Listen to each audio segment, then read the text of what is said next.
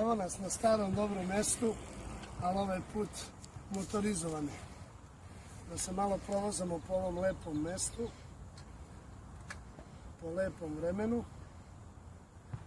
i da vidite malo kakvi smo i u treningu sa motorima.